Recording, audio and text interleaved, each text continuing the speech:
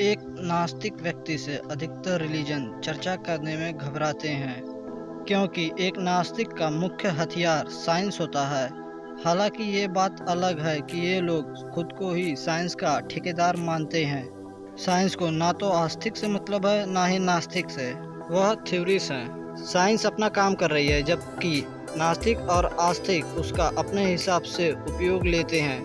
लेकिन जब एक नास्तिक का मुकाबला किसी आर्य से होता है, तब उसे दिन में तारे दिख जाते हैं। तो फ्रेंड्स, मैं आपको बताना चाहता हूँ कि एक नास्तिक व्यक्ति की फिलॉसफी से वह खुद को एक बहुत बड़े सवाल में फंसा लेता है। आइए देखते हैं वह सवाल क्या है। एक नास्तिक व्यक्ति प्रत्यक्ष को प्रमाण मानता है, उसमें भी साइंस का सहारा लेकर ऑब्जर्वेशनल एविडेंस भी मांगता है। एक नास्तिक व्यक्ति के लिए ईश्वर और आत्मा दोनों का ही कोई अस्तित्व नहीं है। तब नास्तिक व्यक्ति के लिए एक ही चीज का अस्तित्व बना रहता है, और वो है प्रकृति।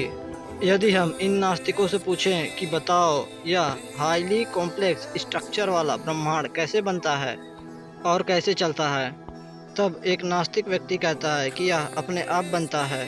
यदि वह मॉडर्न बिग बैंग का सहारा ले, तब भी उसके लिए सृष्टि का निर्माण अपने आप सिद्ध होता है। फिलहाल हमें नास्तिकों द्वारा प्रस्तुत इसी तथ्य से मतलब है, यानी कि सृष्टि अपने आप बनी है।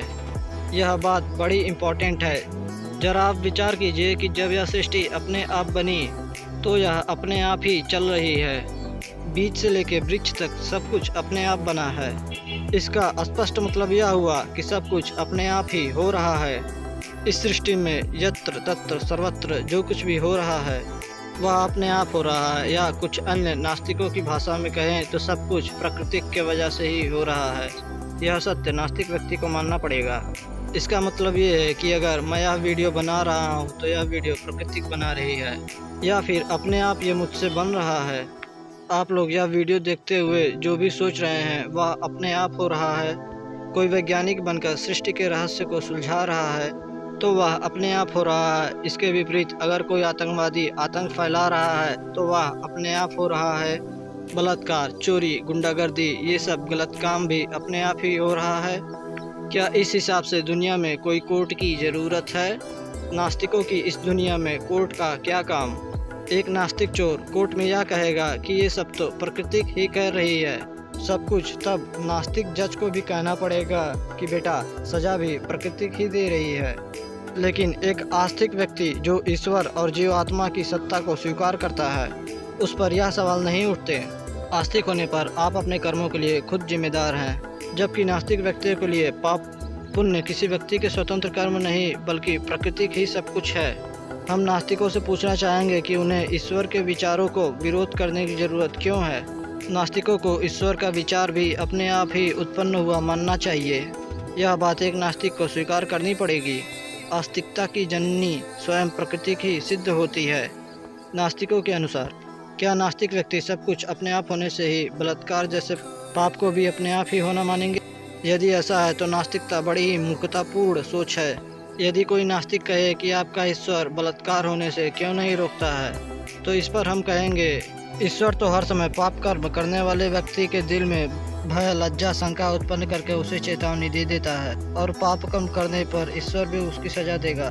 जबकि नास्तिकों की अपने आप वाली दुनिया में बलात्कार करने की कोई सजा मिले ऐसा जरूरी नहीं है। कोई भी व्यक्ति इस बात से नाकार नहीं सकता कि जब उसने कुछ गलत कर्म किया तो उसके मन में भय, डर आदि उत्पन्न हुआ हो। गलत काम करने के बाद में लज्जा उत्पन्न होती है। यह सोचना है उस ईश्वर के द्वारा कि पापी को अपने कर्मों की सजा मिलना तय है। लेकिन नास्तिकों पर सवाल ज्यों का त्यों खड़ा है। क्या आप नास्तिक लोग बलात्कार को भी जस्टिफाई करेंगे? दुनिया को अपने आप बनी हुई मानने वालों, खुद को मैटर और केमिकल रिएक्शन मानने वालों के लिए कोई आत्मा और आफ्टर लाइफ नहीं है। यह एक सोच उन्हें इस जन्म में कुछ भी करने की आज़ादी देती है। उन्हें किसी प्रकार के दंड का भय नहीं है। बड़े बड़े अपराधी बड़े अपराध कर भी दंड नहीं पाते। तो एक नास्तिक इस दुनिया में मानवता का प्रचार करने के बजाय अपनी तुच्छ इच्छाओं को पूरा करना अवश्य चाहेगा, चाहे उसके इसके लिए कुछ भी क्यों न करना पड़े, क्योंकि उसे पता है कि उसके ऊपर कोई दंड व्यवस्था नहीं है। वह पाप करने के लिए स्वतंत्र है। वास्तव में यही सोच या बहाना अनेकों लोगों को नास्तिक बनने में हेल्प करती है। ताकि अपनी छुपी इच्छाओं को पूरा कर सके और कह सके कि जो करना है करो, क्योंकि हमारे ऊपर कोई ईश्वर या कोर्ट नहीं है, कोई हमें रोक नहीं सकता। यही तो चारवाक है। चारवाक ने यही घोषणा की, पूरे जीवन भर उधार मांगकर घी पिए, पुनर्जन्म नहीं होगा। जो करना है करो। सोचिए, अगर पूरी दुनिया नास्तिक बन जाए तब कैसी अव्यवस्था फैल सकती है। पूरी दुनिया नास्तिक बन जाए तब भी पूरी दुनिया के मतभेद नहीं खत्म हो सकते हैं, क्योंकि नास्तिकों में भी अलग अलग प्रकार के नास्तिक होते हैं। जहाँ चारवाक जैसे नास्तिक और वहीं हॉकिंस जैसे नास्तिक। यहाँ नास्तिकता भी अलग अलग वर्गों में बटी है। ऐसे में सवाल यह है कि नास्तिकता में भी कौन सी नास्तिकता सच्ची है। तो वास्तव में सृष्टि को अपने आप बनी हुई मानने में भयंकर परेशानी का सामना नास्तिकों को करना पड़ सकता है। ऐसे में कोई व्यक्ति नास्तिक हो या आस्तिक, एक प्रोसेस को अपनानी चाहिए। वह है जिज्ञासी स्वभाव। आप जिस मत को मानते हो उसी को तर्क की कसौटी पर कसते रहिए। आप निरंतर खोज में लगे रहिए। वास्तव में विज्ञान भी तो यही है, निरंतर सत्य की खोज। जो सही मिले उसे अपना लें और जो गलत मिले उसे छोड़ दें। आपको नहीं लगता कि यह सोच पूरी दुनिया को एक करेगी, ना कि आस्तिक और नास्तिक के बीच का झगड़ा? जब सबको सत्य से मतलब होगा तो सब सत्य को अपनाएंगे। सब आपस में लड़ेंगे नहीं। सबकी मानसिकता एक ही होगी, वह होगी सत्य की खोज। सृष्टि का अपने आप बनना तर्क विरुद्ध है, लेकिन सृष्टि के बनाने के पीछे एक जतन सत्ता का तर्क विरुद्ध नहीं, बल्कि यह तर्क संबद्ध है। इस प्रकार के विचार से सहमत प्रसिद्ध वैज्ञानिक विचार टी फेनमैन भी सहमत हैं। कई वैज्ञानिक सृष्टि के पीछे एक जतन सत्ता का अस्तित्व स्वीकार करते हैं। इससे यह सिद्ध होता है कि सृष्टि के निर्माता को स्वीकार करना कोई मूर्खतापूर्ण विचार तो बिल्कुल भी नहीं है। हाँ, अनेकों रिलीजन के अलग अलग प्रकार के ईश्वर इस तर्क के विरुद्ध है। उनमें सृष्टि का निर्माण करने की क्षमता सिद्ध नहीं होती।